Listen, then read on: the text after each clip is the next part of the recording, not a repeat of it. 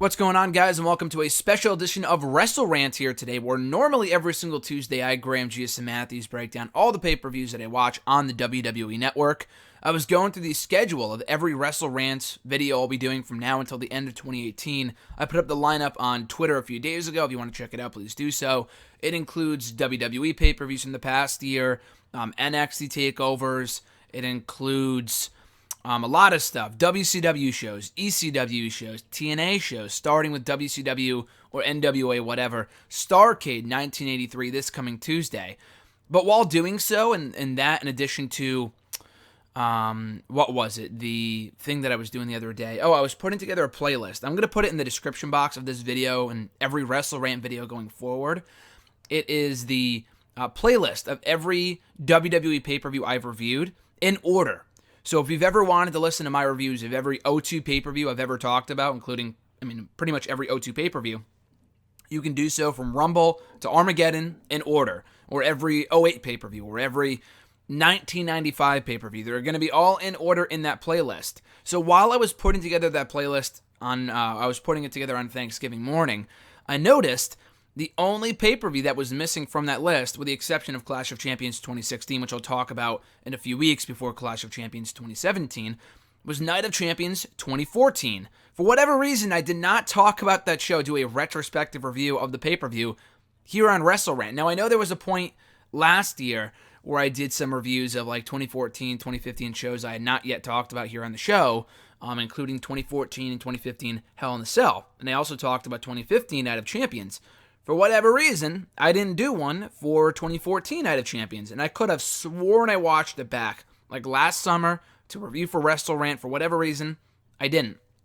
So I'm going to try to not mess up the schedule I put up a couple days ago by putting this up on a Sunday, and I guess it's kind of fitting. It is timely with Clash of Champions coming up, which was the obviously upgrade over Night of Champions, but all in all, this was a good show. I enjoyed this for what it was. 2014 didn't have many great pay-per-views, and the fall of 2014 was pretty abysmal, with the same people at the top of the card, with John Cena and Randy Orton. It was not a fun time to be a fan, but this show I thought was very solid, start to finish, kicking off with the tag team title match, or the WWE Tag Team Championship. It was Gold and Stardust challenging for the titles against the Usos in what was a very good match. Now, by the end of 2014, we had seen the match a million times, but by this point, it was still fresh. They worked very well together. I didn't really care too much for the Gold and Stardust combo. I liked the Rhodes brothers as is. They were fucking on fire in late 2013 and early 2014, but at least they stuck together. I would have preferred Cody going back to being Cody, and then Goldust, maybe those two feuding, heading into SummerSlam. We didn't get that, but they were great together. They got a great series of matches out of the Usos as heels. Very good match to kick off the show. In the end, Gold and Stardust, the new tag team champions, two-time tag team champions together by the end of this bout. With one of the Usos going for the Uso Splash on, I believe, Stardust. He countered it, rolled up that Uso for the win, and we have new tag team champions. So again, very good match and a title change to kick off the night. After that, for the United States Championship, Sheamus defending against Cesaro.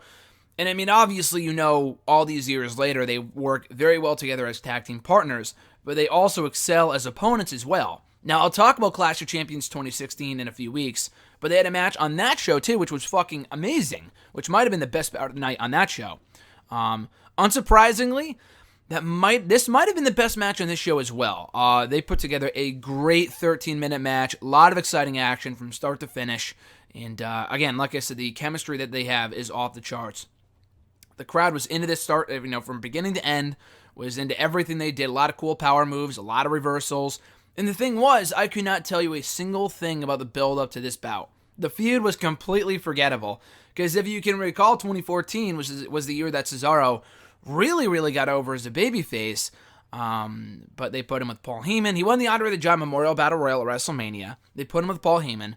And it was all downhill from there because he won almost no matches. They split him from Heyman, and he just went on to do nothing. But he did get a U.S. title match on the show. He lost, but he looked great in defeat. So again, great match here. I would have put the belt on Cesaro. Sheamus was doing nothing as champion by this point, but it was still, a very, very good match towards the early part of the card.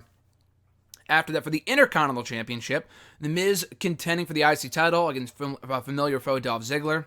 These two had a match at the 2014 SummerSlam pay-per-view, and had a really good match there. Early on, this was, whatever. Georgia, or what's their name? Florida Georgia Line was on commentary for this. For whatever reason, I think just to promote their participation in the Tribute to the Truth show. Tribute to the Truth show coming up later that year. But this was a fine match for what it was early on. Down the stretch, it turned into a really, really good match, which I was not surprised by. Miz and Ziggler have obviously always worked very well together, whether it was 2014 or 2016. A lot of these feuds we would see again in a few years between Cesaro and Sheamus and Miz and Ziggler. But at any rate, this was a great match. And Miz, in the end, surprisingly regaining the gold from Dolph Ziggler. Ziggler had just won the title at SummerSlam. Miz became a 3-time IC champion on the show before dropping the belt right back to Dolph Ziggler on the next night's Raw. So I don't know if it was a case of like the Kevin Owens, AJ Styles thing where Owens won the belt by accident. They fucked up the finish, and that looked very fucked up. This looked like it went as planned, but I don't know why they would change the title twice in the matter of 24 hours when they could have just kept it on Ziggler. That seemed kind of pointless. Though it is worth noting that it was around this time that Damien Mizdow really came into his own as the Miz's stunt double. He didn't really start to get over with the fans in that role. I mean, unintentionally. It wasn't, because of WWE's own doing. It was because of Mizdow and Sandow and how he really handled that character. Not really until October. But he was great here. We had R-Truth in the corner of Dolph Ziggler as Dolph Truth, or Ziggler, or some shit like that, as his stunt double. So a lot of interference here from Mizdow and Truth and Florida Georgia Line, but in the end it was a good match, at least for the second half with a new champion being crowned. Seth Rollins was supposed to face Roman Reigns, but literally days before the show, Roman Reigns came down with an injury. He had like a hernia or something along those lines.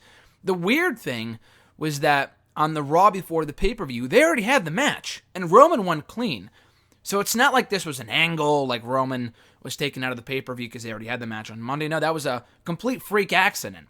So had they had the match, they probably would have had Roman beat Seth clean within the matter of a week, twice, which made no sense, which would have made no sense. So I don't know why they would have done that. The fact they had the match on Raw to begin with was very odd. It was a great match, but it was a clean finish on the Raw before the fucking pay-per-view where they were going to have the exact same match. So I'm not exactly sure what they were going to do, but it worked out well anyway. Rollins, quote-unquote, beat Roman Reigns by forfeit, and then he issued an open challenge to anyone else in the roster, and out comes Dean Ambrose. Walking out of a taxi backstage, he storms the ring. He and Rollins brawl in a very, very hot brawl, and the Authority has to come out and tackle Dean Ambrose down and tie him up with zip ties around his wrists. It was a great angle. The crowd is super hot for this. The brawl was dragged out for a few minutes. I thought it was great. And Ambrose, by this point, he had been off TV for a few weeks from right after SummerSlam to go film 12 rounds or one of those type of movies. I think it was 12 rounds. He went to go film a movie. He came back on the show, and he and Rollins rekindled the rivalry, and they picked up right where they left off, heading into Hell in a Cell. After that, we had Mark Henry taking on Rusev. Not the most exciting match, to say the least. The pre-match stuff was very campy. Now, I think Rusev was getting good heat by this point, but they really wanted to hammer home that he was a foreign heel, that he was anti-America, blah, blah, blah. Because before the match, they had Mark Henry be encountered backstage by Big Show, who gave him a fresh pair of tights with the Star-Spangled Banner, with the flag on it, obviously. I almost said Star-Spangled Banner. They sang the Star-Spangled Banner before the show, or before the match started, and Mark Henry started crying. It's like, oh my God. Really? Like, that was a little dumb. That was a little over the top. So Rusev comes out. They have the match. Not a terrible match, but it served its purpose. They weren't given a ton of time. For a 7-minute match, it was serviceable. And in the end, all that mattered was that Rusev won clean.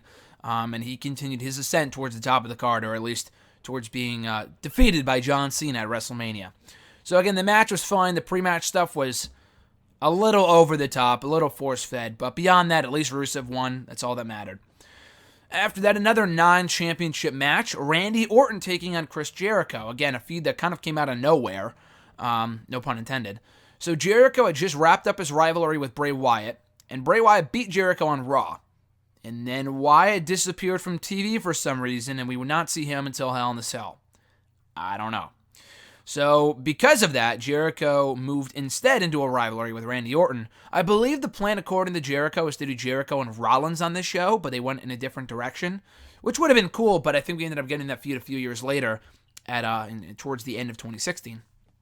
But yeah, we had Orton and Jericho for what felt like the millionth time. They had a lot of matches between their feud in 2007 and again in kind of 2010. They had a few matches over the course of 2014. So every 3 or 4 years, these two rekindle their rivalry. But I thought it was a really good match. It was one of my favorite matches of the night. It was kind of slow early on. Jericho, it's fucking Chris Jericho, and he's awesome. Don't get me wrong.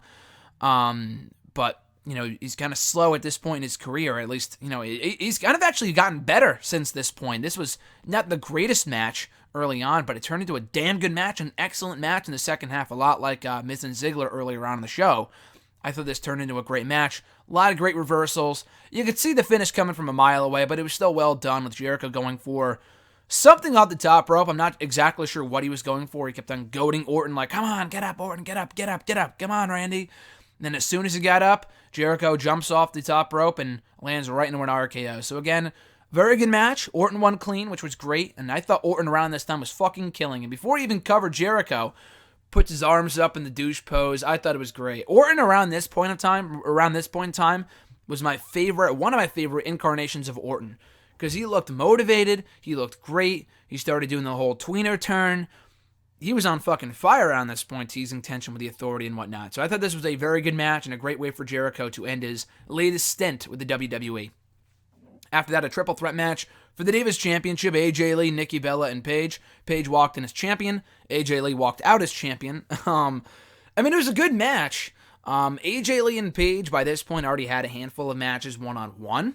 So I guess adding Nikki Bella to the mix wasn't the worst idea. She held her own. She actually had a very good showing here.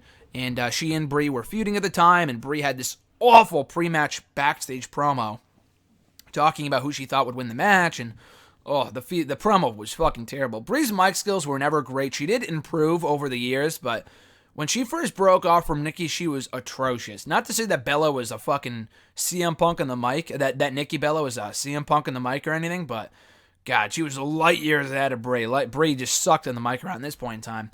But anyway, a very good match for the time it was given. Didn't have a ton of time, but they still had to shake the feeling that they were the bathroom break of the show. And going on second to last doesn't really help with that at all. So I don't really blame people for not caring. But they did work well together down the stretch, a lot like the other matches. Turned into a very good match. And AJ Lee forcing Paige, of all people, to tap out to win the Divas Championship. So it's like, okay. They kept on doing the flipping the belt back and forth, the flippity-doo-dah between WrestleMania and SummerSlam. Now this. Paige had a great pre-match promo, not a backstage interview, but a video package promoting the match. It was awesome. Running into AJ, running down AJ, running down Nikki Bella. It was great. And then she lost the belt, so was not a big fan of that. I thought that was a bit silly. But the match was good, and Paige would not regain the gold, and she has not regained the gold since. Now, Paige has since returned on Raw, but it does kind of suck that she has not been a champion of any kind in 3 years. But still a good match that would set up AJ and Nikki for down the road at Survivor Series for the belt. And in the main event, John Cena going for the gold against Brock Lesnar in a rematch from SummerSlam for the WWE World Heavyweight Championship. Obviously, a much more competitive match than what we saw at SummerSlam with Cena and Brock, and which they really hit home, they hammered home before the match about Lesnar completely dominating John Cena in the matter of 10 minutes with 16 suplexes. It was all about the dominance from Lesnar at SummerSlam. This one, Cena came in fired up, hit an AA in the first minute and a half that Brock Lesnar kicked out of at 1. I thought that was great. It kind of diminishes finishers, I understand that, but with Lesnar, all that shit goes out the window. Nowadays, they're protecting the F5 huge. I don't know if he hit one F5 in this match. I think he hit maybe 2 at SummerSlam the month prior. But beyond that, I don't think he hit 1 in this match. They've really protected the F5 in recent months, though. Strowman, Joe, AJ, they all went down to 1 F5, which is leading to the good old Roman Reigns beating him for the championship at WrestleMania. But nonetheless, I thought this was very good. A lot better than I remember it being. It wasn't the SummerSlam match, but for a match, I thought it was very good. Cena and Brock have always worked well together, so again, no surprise there. They had a great match at Extreme Rules 2012. This was a standard singles match. It wasn't no DQ, but it wasn't it was funny because it wasn't a no DQ match, and the reason behind that was because the finish was a disqualification. Brock's first loss since beating the streak at WrestleMania, his first loss in like a year and a half. He didn't get pinned, but as John Cena, so throughout the match, they're telling the story of whether Cena could beat Lesnar, and he got in a lot of offense on Lesnar, which is probably what made this entertaining and not a one-sided affair again. So Cena, he hits like literally 3 AAs, and Lesnar kicked out of the first 2. After the third AA, to protect the AA, he didn't pin Lesnar. He locked him in the STF, and Lesnar got out of it. And then Cena hit him with another AA, and as he was pinning him, Rollins came in and broke up the count with the Money in the Bank briefcase, so disqualifying Lesnar and helping him retain the title. But that really wasn't his intent. He just wanted to attack Cena and Lesnar so he could cash in on Brock Lesnar. He hit a beautiful curb stomp on the Beast. Brock sold that beautifully. And I'm really sad that move's gone because no one sold that thing better than Brock Lesnar. And it was a great finish. It was a great finisher. So Rollins attempts to cash in on Brock, and before he could do so, Cena interrupts and attacks Rollins. And then after that, Brock lays out Cena with the F5, and Lesnar ends the show standing tall. For some reason, I thought Dean Ambrose got involved here, or that he cost Rollins the opportunity to cash in. I think that was on Raw. I know it was on Raw, but I thought it happened here too. But I guess the whole angle is that Dean Ambrose got taken away earlier on in the night with the zip ties. He wasn't coming back out, and it kind of just set up a 3-way for the Royal Rumble. Now, Cena, in the meantime, between this show and the Rumble, became the number 1 contender again. Rollins was granted a shot for the sake of being granted a shot because he was part of the Authority at that point. And that was pretty much it that led to that match. And it was a tremendous triple threat match, one of the best all year in 2015 from WWE. One of, if not Brock's best match since coming back to the company in 2012.